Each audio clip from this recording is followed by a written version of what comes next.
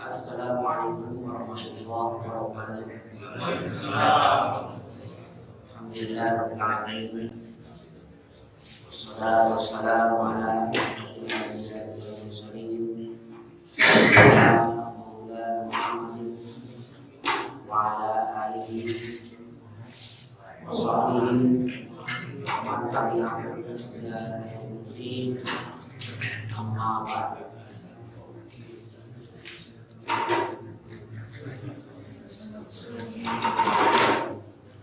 Para hadirin rahimahullah, tidak terasa kita sekarang sudah melewati nisfu Sya'ban atau pertengahan di bulan Sya'ban, dan tidak terasa lagi kita akan menghadapi bulan Ramadan. Oleh karena itu maka malam ini saya akan sampaikan terlebih dahulu sebelum hadis bagaimana kita menghadapi bulan suci Ramadan. Ada beberapa persiapan untuk menghadapi bulan Ramadan ini, baik itu persiapan secara fisik, jiwa, bahkan harta. Yang pertama adalah persiapan jiwa. Dari persiapan jiwa ini, maka ketika kita akan menghadapi Ramadan, sebagaimana para ulama sering mengajarkan dalam persiapan menghadapi satu ibadah yang besar, misalnya Ramadan, kemudian juga akan melaksanakan haji umroh dan ibadah-ibadah lainnya. Sangat dianjurkan terlebih dahulu dengan bertobat atau memperbanyak bahasa istighfar. Kenapa tobat ini diperlukan? Karena Imam Ghazali mengatakan bahwa dosa itu seperti belenggu. Dosa itu seperti borgol. Oleh karena itulah maka dia akan menghambat borgol atau belenggu itu untuk beraktivitas, bahkan tidak bisa beraktivitas. Karena mereka jadi belenggu, kaki dan tangannya borgol. Nah juga begitu pun ketika akan menghadapi bulan Ramadan, yang paling pertama dan utama adalah bertobat, memperbanyak istighfar, karena dosa itu akan menghambat aktivitas di bulan Ramadan. Ya kita bisa melihat dan mungkin kita sendiri merasakan awalnya semangat, tapi ketika sudah masuk di minggu kedua mulai kesemangatan itu menurun. Minggu ketiga menurun lagi. Minggu keempat tidak ada lagi semangat beraktivitas bulan Ramadan. Satu contoh lah, ya, taraweh. Nah, taraweh ini ada satu ibadah atau sholat yang dianjurkan hanya di bulan suci Ramadan. Tidak ada di bulan Ramadan.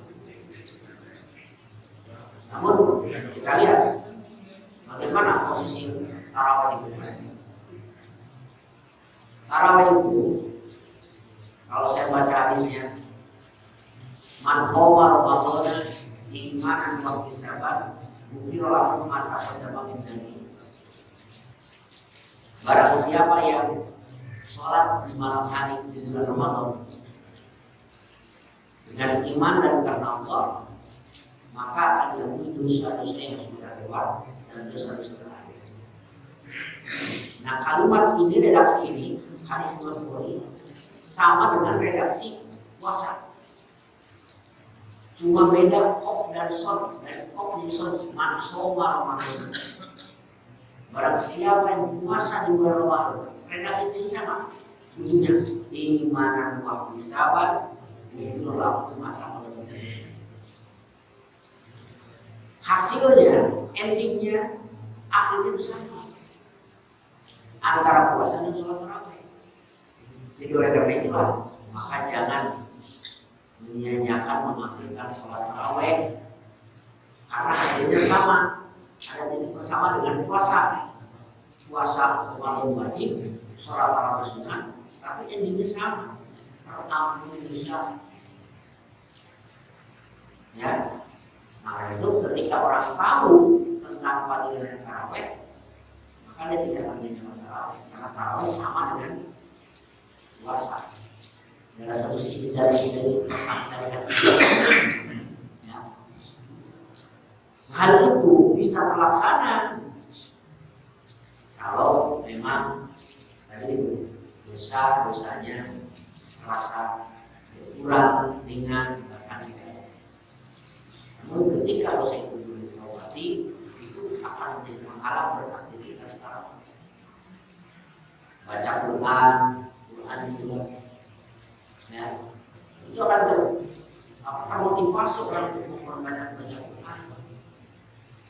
Ketika dia sering melaksanakan baca istighfar karena hambatannya itu berkurang maka tidak. Akan tetapi ketika dosa itu masih ada dan belum ditobati, jarang istighfari, dia akan menghambat kita untuk membaca Al-Quran. Quran di rumah ada sampai dari ibu yang termurah makan yang termahal, tapi tidak tersentuh, tidak terbaca, hanya sebagai hiasan di lemari saja. Ya. Kemudian yang kedua juga sambil baca Quran, tarawih, dan ibadah-ibadahnya terhambat. Mereka itu bersekalian. Yang pertama persiapan Ramadan, persiapan ruhi atau nafsi, ya, jiwa kita adalah memperbanyak istighfar atau berdoa. Kemudian juga, ya, persiapan yang berikutnya adalah berdoa. Ini masih dalam kategori persiapan secara rohani, berbanyak doa. Dan itu diajarkan oleh baginda Nabi, membarik dan ambil wajabah, bersabana, membaliknya. Terus meminta kepada Allah agar kita diberkahi di bulan Rajab dan Syaban dan sampai ke bulan Ramadan. Ini penting berdoa. Kenapa? Memang ya Allah yang memberikan hidayah taufik kepada kita untuk bisa melaksanakan segala ritual ibadah di dalam bulan Ramadan. Besarnya seseorang, kuatnya seseorang, banyak yang beraktivitas, dia tergantung juga kepada tadi hidayah dan taufik. Yang pertama karena tergantung dosanya, berkurang atau tidak yang kedua pertolongan Allah Subhanahu wa Ta'ala. Ini perlu sekali untuk awal-awal kita melaksanakan itu. Ya. Kemudian yang berikutnya adalah, ya, persiapan secara fisik juga. Ya, persiapan fisik, tadi istidad rohani, sekarang istidad jasmani. Sisi jasad kita itu juga perlu disiapkan. Bagaimana dipersiapkan? Yaitu dengan menjaga kesehatan. Tentunya yang biasa, ya, makan sesuatu yang menyebabkan kambuh, ya, perut, lambung dan lain sebagainya. Maka ketika masuk di bulan Ramadan yang dijaga agar kita tidak, ya, itu kambuh dan juga akhirnya kita bisa melaksanakan puasa di bulan Ramadan. Kenapa? Karena kita merasakan,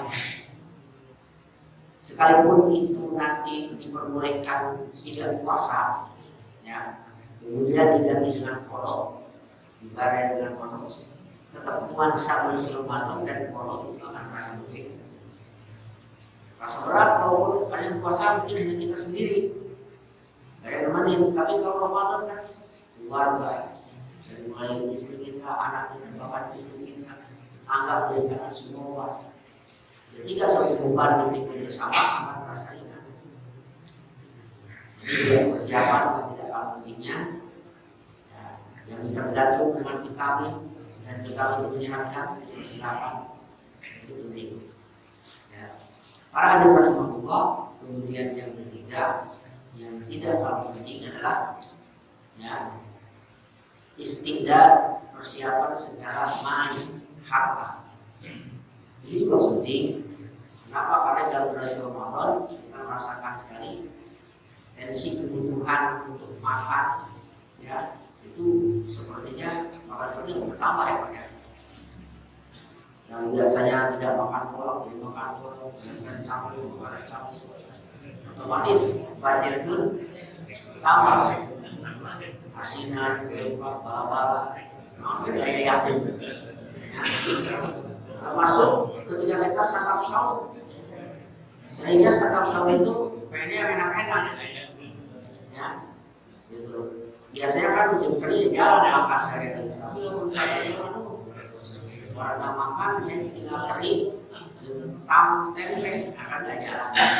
Kayak daging, kayak beberapa macam itu otomatis. Ya. Kemudian juga persiapan harta ini bukan hanya untuk konsumsi kita pribadi, tapi juga kita untuk berbagi. Ya. Apalagi Nabi menganjurkan kepada kita untuk memberikan takjil kepada orang yang berbuka puasa. Bagaimana sabda Nabi? Manfaat orang iman, barang siapa yang berbuka puasa kepada berpuasa, kalau misbahnya maka dia mendapatkan pahala yang sama dengan orang yang puasa tadi. Andai kata dia punya uang 20.000, 21 memberikan satu masjid ini, isinya 48 dibagi 48 orang, maka dia akan mendapatkan pahala 48 kali hari puasa. Jadi bisa jadi orang itu puasanya sama dengan kita sebulan, tapi dia mendapatkan pahala puasanya ribuan kali lipat. Bukan dari puasanya, tetapi dari memberikan takjil kepada orang yang berbuka puasa.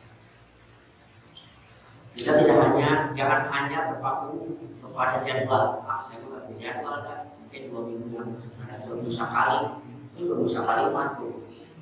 Jadi Ramadan dengan 2 kali, ya, usahakan. Kalau ada, usahakan kalau ada kata kutip ya. Kalau memang kita ada mampu untuk memberi makan ataupun minuman untuk sekedar takjil, ya, ini Pak. Jadi finansial ini perlukan. Kemudian juga pentingnya finansial persiapan untuk kita mengenal, ya, di akhir Ramadan itu ada semacam THR atau apa saja, berbagi hadiah dengan keluarga, adik kakak, silaturahim dengan mata. Ini penting karena pahalanya akan dilipat gandakan lebih daripada ya, melakukannya di luar bulan Ramadan. Para hadirin rahimakumullah, selanjutnya yang penting juga adalah tanzimul waqti wal ibadah, menyusun jadwal, schedule, ya. Apa yang disusun itu? Pertama, dari sejak kita ya bangun tidur jam 3, apa yang bisa dilakukan dari jam 3 sampai dengan jam setengah 5? Kalau 1 jam setengah. Nah, tentu di sini perlu juga ya diatur, jangan sampai bangun kita di jam 3 itu hanya sekedar bangun kemudian main HP, ya, kemudian live dan lain sebagainya, sehingga terlena kesempatan masih sia-siakan. Padahal ada 2 rakaat saja di sepertiga malam itu sangat ya besar sekali pahalanya. Sehingga dianjurkan sekali tidak sekedar bangun, tetapi juga melaksanakan sholat malam. Nah kemudian juga setelah itu kita laksanakan sholat subuh, ya. Jadwal berikutnya. Sebelum sholat subuh kuliah, setelah sholat subuh tidur, jangan. Biasanya sholat subuh langsung tidur ya banyak. Kenapa? Karena kan malam habis makan sahur nih. Kalau makan kan suka naik karena mata. Terus deh, kalau sholat subuh deh. Ya, terus kalian ada satu makalah ucapan an-naum ba'da subhi yurisul faqr. Tidur setelah subuh bisa mewariskan kefakiran. Ya. Jadi kefakiran itu adalah tidak merasa kuasa terhadap apa yang diberikan oleh Allah. Sekalipun sudah banyak tapi merasa kurang, sehingga timbul ambisi terus yang tidak terpenuhi. Itu akibat dari sholat tidur setelah subuh. Makanya Nabi mengajarkan barang siapa yang sholat subuh jamaah kemudian duduk, yadhkurullah wa yaqra'ul Quran, ya, berzikir, membaca Quran, maka dia mendapatkan pahala haji dan umroh tamah sekali. Jadi tahan, usahakan jangan tidur setelah subuh. Ya. Kemudian setelah itu sholat isyraq. Ini contoh jadwal bisa dirubah tergantung nyamannya bapak sekarang. Kalau saya ini isyraq kemudian apa? Ya, melaksanakan kegiatan pagi, kemudian kerja, ya. Setelah itu gimana? Ada sholat duha. Terus zuhur, asar, maghrib sampai dengan tarawih. Nah ini perlu sekali jadwal supaya apa? Supaya nanti kita seperti terpaksa dan itu dilaksanakan. Kalau tidak terjadwal, ya malah ya, akhirnya waktu yang berdasarkan moodnya gitu. Kalau lagi mood kocok, ya terus mulai harus satu. Tapi kalau tidak ada moodnya, 2 hari itu baca, ya. Tidak ada urusan. Nah kemudian yang berikutnya adalah melepaskan diri dari kebiasaan dulu. Nah diantaranya kita menyibukkan diri dengan hal-hal yang akan menyita waktu yang sangat berharga di dalam rumah. Apa yang bisa menyibukkan itu ya? Nah itu sekarang ada di tangan, ya. Di tangan di hadapan kita. Jadi sering mengganggu aktivitas di dalam rumah. Jika orang yang memang intent dengan menggunakan gadget, ya, menggunakannya seperti TikTok atau Instagram dan sebagainya, itu habis waktu digunakan. Sangat sayang sekali. Bukan tidak boleh, ya, boleh karena ada juga positifnya di situ karena saya juga suka menggunakannya. Tapi ada saatnya, ya, ketika di bulan suci Ramadan ini, kalau bisa ditinggalkan, kalau tidak bisa dikurangi. Dengan apa caranya? Jadi tadi menyibukkan dengan tilawah Al-Quran, zikir, mendengarkan tausiah, ya, membaca artikel-artikel yang positif, agar nanti ketika kita keluar dari bulan suci Ramadan ini benar-benar orang yang mendapatkan ghanimah, ya, harta yang besar banyak sekali, atau kita mendapatkan pahala sebanyak. Para hadirin rahimahullah, nah itu ya pentingnya kita persiapan di bulan suci Ramadan. Saya punya istilah barangkali beberapa bisa dipakai. Ada istilah dindun, persiapkan badannya, din dunia, din agamanya. Yang kemarin tadi tobat, ya. Gitu. Kemudian tidak kalah penting yaitu mempersiapkan ilmu tentang hal-hal yang berhubungan dengan puasa. Tidak hanya cukup mengatakan yang penting harus tahu dengan batal puasa ini. Tapi lebih penting daripada itu, yaitu mengetahui hal-hal yang membatalkan puasa. Ini saja bahwa saya lihat sebagai penerima. Selanjutnya saya beralih kepada kajian yang sudah dilaksanakan. Baginda Nabi Muhammad SAW bersabda, iyyakum wa ta'ammuqu fid din. Hati-hati engkau jangan berlebihan di dalam beragama. Yang wa ta'amul fiddin. Ya. Fa inna Allah Ta'ala qad ja'alahu, karena sesungguhnya Allah telah menjadikannya agama ini sangat mudah. Fa'udhu, maka ambillah, ya, minhu dari agama itu matikuna, apa yang kalian mampu lakukan. Wa inna Allah yuhibbu ma dama min amal saleh. Rasanya Allah senang amal soleh yang dilakukan, wa in kana yasiran, walaupun sedikit. Para hadirin Allah. Nah, ini Nabi mewanti-wanti kepada kita, iyyakum wa ta'ammum fiddin. Hati-hati kamu jangan ta'ammum dalam agama. Apa ta'ammum itu? Ya, ta'ammum itu berlebihan. Ya. Nah, berlebihan di sini dalam artian dia memporsir sekemampuannya, tapi melampaui batas yang sudah ditentukan. Ini namanya ta'ammum. Nah, para hadirin Allah, ta'ammum ini ada yang terpuji, ada yang tercela. Ya, mana ta'ammum? Ya, artinya memporsir diri, yaitu ta'ammum pertama dalam tafaqquh fiddin, untuk memahami ilmu agama. Ya, mencari ilmu syara, memahami ilmu agama. Saya pengen tahu secara detail bagaimana ini dalilnya, terus ya diurut sesuai dengan disiplin ilmu. Boleh katakanlah mencurahkan kemampuan untuk mencari yang hak. Nah, itu ta'ammumnya. Ada ta'ammum, ada majnun, ta'ammum yang tercela, berlebihan yang tercela, sehingga keluar dari apa? Dari batas kenormalan. Ini satu contoh. Ya, ada seorang sahabat Nabi yang bernama Salman Al-Farisi. Salman punya saudara adik namanya Ummu Darda.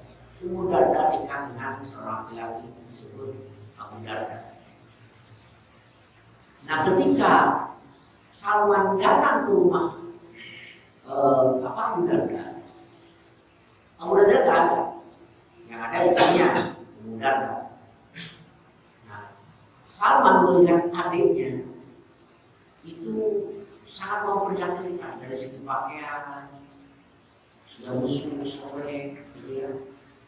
Terus melihat sekitar rumah itu, ya, sangat mengkhawatirkan. Ditanya, Masya, apa kabarnya?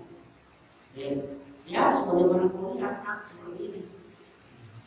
Dan dia mengatakan, Abu Darda suami Abu Darda itu kurang sama dunia, apa tidak? Nah, kemudian tidak lama datang Abu Darda. Biasa, akal sebenarnya. Nah, terus dia menghidangkan makanan. Ketika menghidangkan makanan, ya, silakan makan. Ya, kamu juga makan. Kemudian mengatakan, aku puasa. Belum masak. Saya makan sendirian. Ya, kau tidak ikut makan dengan saya. Gak enak, Pak. Akhirnya buka juga. Ini puasa sunnah. Nah, kemudian ketika malam, Abu Darda itu tidur bersama Salman. Tengah-tengah malam sudah bangun Abu Darda. Kata Salman, masih malam, nanti tidur lagi. Jam 2, setengah 3 bangun lagi, masih malam, tidur lagi. Nah, saat menjelang waktu subuh, kurang lebih sekitar setengah jaman atau menjelang subuh, barulah Salman bangun. Kata Salman, nah, sekarang saatnya bangun. Setelah itu Salman berkata kepada Abu Darda, inna fi kulli syai'in haqqan. Segala sesuatu punya hak. Ya, lillahi haqqan, Allah punya hak. Wa li zawjika haqqan, bagi istrimu punya hak. Mata punya hak. Ya, badan, mata, ide, badan ini punya hak yang dipenuhi oleh Allah. Pak dikuliti hakim hakom. Kata Salman, berikanlah hak itu kepada pemiliknya.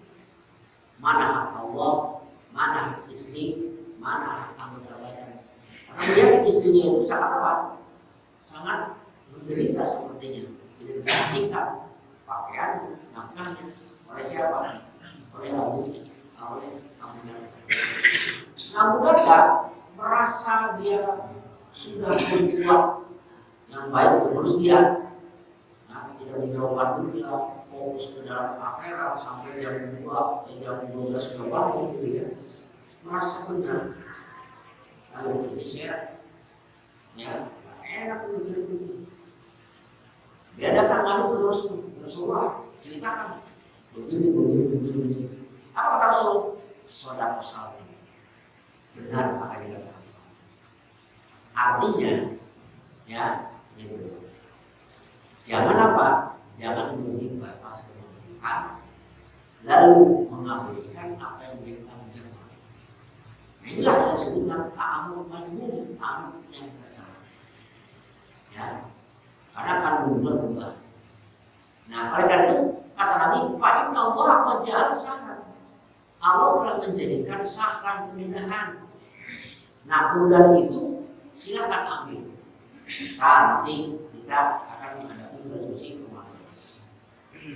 Allah memberikan kemudahan kepada kita. Kalau kita sakit, berubah. Jangan dipaksakan. Saya menjadi para dipaksa itu sakit. Mau lah. Sakit. Jadi menganggap sakit. Ya.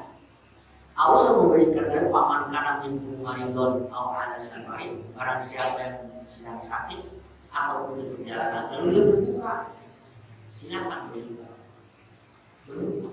Kemudian setelah itu Pak tidak mungkin ayam berbuka.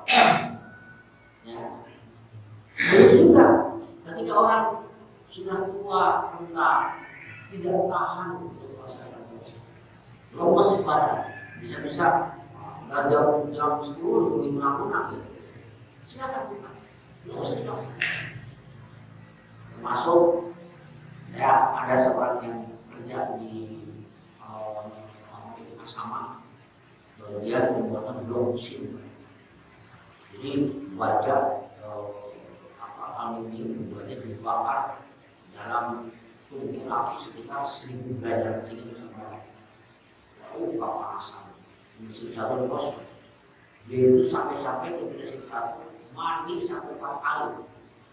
Karena panas lagi ya, dibunuh. Waktu itu saya pakaian dalam badan basah dipakai, ya, lalu sampai masuk angin aja tiap hari dan mandi basah. Nah, saya jadi jangan keluar seperti ini. Silakan, ya. Jadi sama dengan orang yang bekerja. Niat puasa 5 hari, terus kalau tidak kuat, ya, seperti orang yang sedang dibuat panen ya, di sawah, nggak kuat, buka. Nah nanti kan ada liburnya, ada cutinya, melawan. Jadi jangan sampai membiarkan di dalam usaha. Banyak keringanan. Karena tadi puasa, kemudian Allah menjadikan bulan sholat, ya. Kalau tidak kuat, sholat tiap waktu. Sedang bepergian, silakan dijama. Masih berat jama itu 4 silakan dipotong, pesor 2. Ya, keringanan ini diterima oleh kita, terima. Ya, Pak Inallah yuhibbu man karena Allah itu senang, ya, kepada amal soleh yang dikontinukan. Walaupun ya sirun, walaupun hanya sedikit. Lebih baik orang sholat witir tiap malam 1 rakaat daripada 11 rakaat 1 malam untuk 11 malam. Ya kan? Saya pada 11 saya sekaligus itu persiapan 11 malam gitu. Gak lebih baik, yang lebih baik tiap malam 2 rakaat terus gitu. Ya, daripada sekarang tadi 11 rakaat itu 11 malam. dianggapnya dapat besar semalam dia semalam. Ya. Nah, ini, jadi lebih baik sedikit tapi kontinu. Nah kemudian hadirin rahimahullah, ya, bagaimana supaya kita tidak ta'amud, tidak berlebihan? Yang pertama dan utama adalah kita tolabul. Kita penting sekali mengetahui, ya, tentang sesuatu yang kita lakukan. Oleh itulah ilmu agama di sini penting diketahui agar kita tidak bermasuk ke dalam ta'amud. Ya, syukur-syukur kita sampai tahu dalilnya Quran hadis, kemudian pemahaman ulama terhadap Quran atau hadis tersebut. Oh ternyata begini. Ya, yang akhirnya semakin luas ilmu itu akan semakin banyak, ya, nilai-nilai yang ada dalam agama ini penuh dengan toleransi ataupun katakanlah dispensasi dengan. Kemudian berikutnya adalah al-i'tidal wa tawazun. Ya, kita mengambil jalan tengah dan Quran pun telah memerintahkan kepada kita untuk mengambil jalan tengah. Di antaranya, ya, Allah berfirman ini yang jalan tengah itu kulu wasrobu wala tusrifu. Makan, minum, tapi jangan berlebihan. Ya. Kemudian lagi dalam surah Al-Qur'an walladzina idza anfaqu lam yusrifu wa lam yaqturu. Ciri ibadur rahman itu adalah orang yang alladzina la yusrifu wa lam yaqturu, tidak berlebihan, tidak juga pelit, hanya tengah-tengah. Kita berlebihan, kalau setengahnya itu tidak boleh, dilarang dalam agama. Innal mubadzirin akan ikhwanas saya.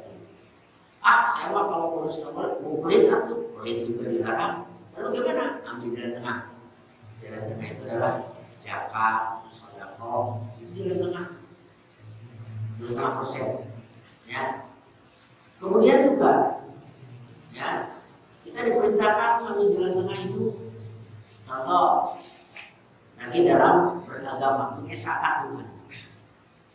Ini mengesahkan Tuhan itu suatu perbuatan yang tawassul.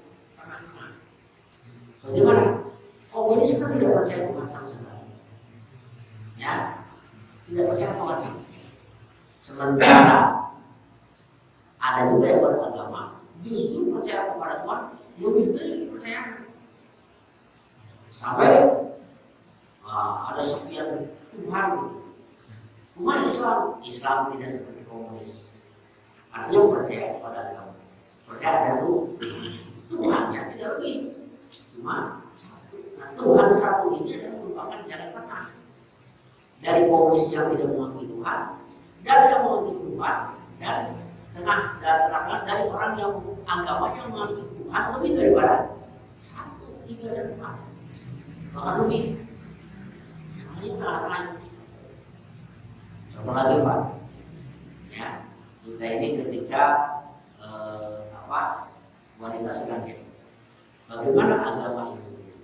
Dulu zaman jahiliyah, ketika wanita itu diasingkan, ya diasingkan, di suatu tempat, ya itu hutan, pada pasir belah, ya istilahnya kalau sudah seminggu baru diambil, hidup kira ya syukur bangetnya nasi, itu Pak dulu ya. Jadi perempuan itu berlaku seperti itu. Ada lagi yang memperlakukan perempuan ketika haid itu disetujui. Agama yang satu, Islam datang, atau seperti agama yang satu, sampai wanita itu ditaruh-taruh, soal serumah, sekamar, sekasur, sasalimut, nggak apa-apa. Tapi kalau begitu, ya, di lingkungan satu lagi disetujui ketika haid. Nah, Islam melarang, ya, itu jangan ditubuhi, jangan seperti agama A, jangan seperti agama B. Islam gimana? Fakta jirun bisa ya, itu jangan bersetubuh saja. Jadi tibujal pahala antara pusat dan lutut jangan. Di pusat kamu sok dikumakan itu di tengah-tengah. Ya, nah makanya ini perlu diterima. Rahimahullah. Kemudian yang berikutnya adalah yang bisa menghilangkan tamu itu al-amal bil amal berdasarkan ilmu. Nah, selanjutnya adalah pemilihan. Itu berarti tidak kuat tamu. Hati-hati jangan tamu berlebihan di dalam. Selanjutnya ada berikutnya yang berakhir dengan ayyuma. Nah, ini ayyuma ini banyak. Ayyuma siapapun atau apapun. Ayyuma qira'atin. Siapapun wanita matat meninggal wajaujuha radin anha, dan suaminya itu ridho ya kepada istrinya, dakhalat fil jannah, maka dia akan masuk ke dalam surga. Para sekalian, kita tahu bahwasanya perempuan itu ya ketika sudah dinikahi ketaatannya beralih dari ketaatan kepada orang tua ke suami. Nah kemudian kalau suami tidak bisa beralih ketaatan kepada istri, tetap ketaatan kepada kedua orang tua. Itu sudah dimaklumi oleh para ulama. Ya saya melihat beberapa ulama yang sesuai dengan penjelasan ini. Ada Abdullah Salama dan sebagainya, bahwasanya perempuan ketika sudah nikahi maka ketaatannya ya diambil alih oleh suami, tapi suami tidak bisa diambil alih oleh istri. Tetap ketaatan kepada orang tua. Nah, oleh karena itulah ketika seorang perempuan taat kepada istrinya, ya, selagi tidak dalam selagi ketika perempuan atau istri, saya sampaikan taat kepada suaminya, taat pada selain patuh kepada selain maksiat, karena la ta'ata li makhluqin fi maksiatillah, tidak ada ketaatan dalam maksiat kepada Allah. Pokoknya selagi dibolehkan dalam agama dia taat ini perintah suaminya. Namun akhirnya ketika meninggal dunia, si istri itu, si suami itu merasa puas. Oh ini ya. Jadi siapapun wanita yang meninggal dunia, kemudian suaminya merasa puas dengan pelayanan si istri, dakhalat jannah, maka istri itu akan masuk surga lebih cepat daripada wanita yang tidak taat kepada suaminya, dan ya, suaminya tidak merasa puas dengan istri tersebut. Jadi oleh karena itulah maka ini hadis sebagai pendorong kepada siapa? Kepada para istri. Ayu maqratin mata wajah.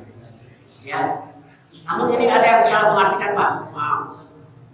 Siapapun wanita yang suaminya ridho ditinggal wafat oleh istri tersebut, maka istri tersebut ya masuk. Kenapa itu? Karena dari pengalaman ekonomi. Jadi kamu kalau ibu pengen masuk surga, ya, gitu. Terus bapak itu, jadi dikira alasan. Maksudnya gini, wajah jauh sedangkan suaminya puas. Ya, kenapa puas? Karena pelayanannya yang sangat bagus. Kemudian kita lagi. Ayu mamraatin di perempuan, siapapun wanita zadat fi ra'sya sya'r, siapapun perempuan yang menambah rambut di kepalanya, laisa pun pada rambut itu bukan dari rambutnya, tapi rambut orang lain, fa inna jun tadi, ya sesungguhnya itulah dosa yang menambah kebaikan. Nah ini hadis ini melarang kepada perempuan menggunakan apa? Rambut palsu. Nah sekarang ini Pak, ya ada istilah tanam rambut. Jadi ada lagi istilah tato. Jadi rambut kalau saya di informasi tanam itu, jadi halis nanti ditusuk, ditanam rambut lagi. Jadi ya terus rambut di kepala di belakang ini kayak gigi colokannya seperti itu. Ya, tapi bukan rambutnya, tapi rambut orang lain, gitu ya. Jadi ada sulam alis. Nah, sulam alis kan, ada sulam alis. Ya, apalagi misalnya oplas. Ya, nah, Allah Subhanahu Wa Taala langsung melarang kepada siapapun berubah wujud asli. Ya, berubah wujud asli. Seperti dioplas, dipanjangkan. Nah, itu maka kayak sulam bibir segala. Jadi bibirnya bisa diipiskan, bisa dijadikan, bisa dijepretkan. Itu. Saya nanya sama istri. Ketika ada seorang artis ditanya, ini sih ada di koski itu bibir apa? Kasar. Ya gimana apa? Nah, kata sulam bibir, kok? Ya sulam bibir tidak bisa dijepretkan, bisa ditempelkan, dipiskan.